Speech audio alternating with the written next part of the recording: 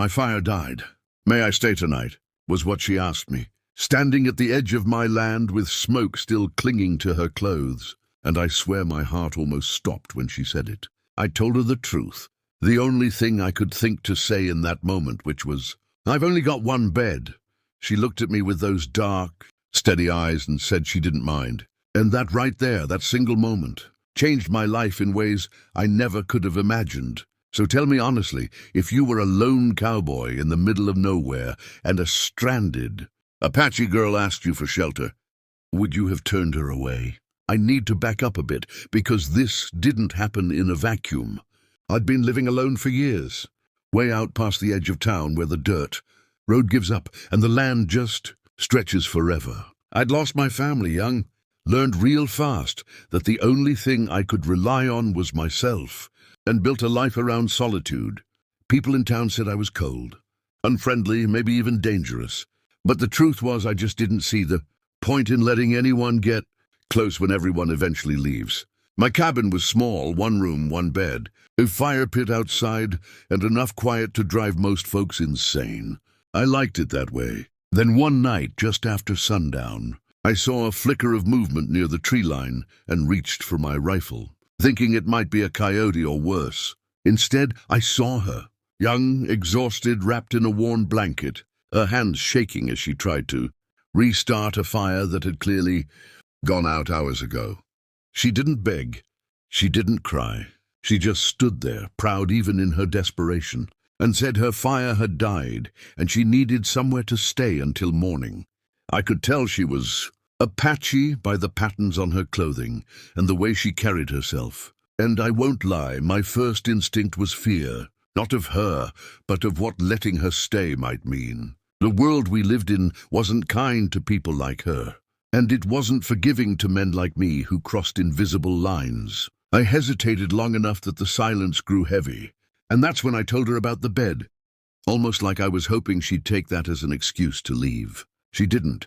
She just nodded and said she'd sleep on the floor if she had to.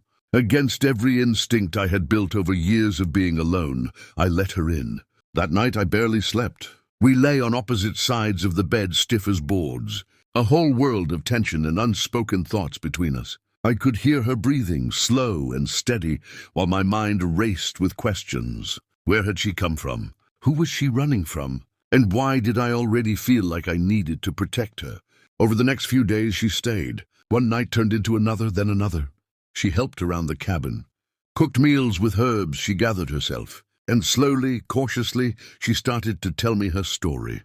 She'd been separated from her family during a raid, her village scattered, and she'd been surviving alone for weeks. Every word she spoke chipped away at the walls I'd built around myself. But nothing stays hidden forever. Word travels fast in small towns, and it didn't take long before people started noticing smoke from my chimney more often, footprints that weren't mine.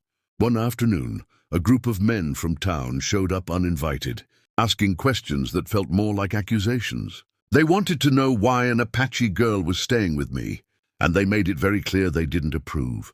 I felt anger rise up in me like I hadn't felt in years, but also fear, because I knew exactly how ugly things could get. So that's the situation I was in, standing between my past of isolation and a future that scared me more than being alone ever did. Before I tell you what happened next, I want you to pause and really think about it. What would you have done in my place? Would you have protected her, even if it meant risking everything? That night I made my choice. When the men came back, louder and drunker, I stood in front of my cabin with my rifle in hand and told them she wasn't going anywhere. Words were exchanged, threats were made, and for a moment I thought blood would be spilled. But something in my voice, or maybe the look on my face, made them back down. They left with promises that this wasn't over. By morning I knew we couldn't stay. I helped her pack what little she had, gave her a horse, supplies, and directions to where some of her people were rumored to be. Saying goodbye hurt more than I expected. She thanked me, not with words, but by resting her forehead against mine for just a second before riding off. The aftermath was quiet again, but it wasn't the same kind of quiet I'd known before. I'd been shunned by town, whispered about, but I didn't care. For the first time, my solitude felt like a choice, not a sentence. I don't know what became of her.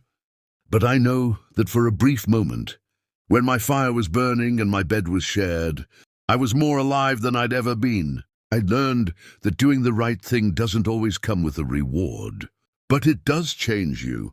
If you were on my side, if you think I did the right thing, like this video, subscribe for more stories like this, and share your final thoughts on this whole mess in the comments section. I'll see you all in the next story.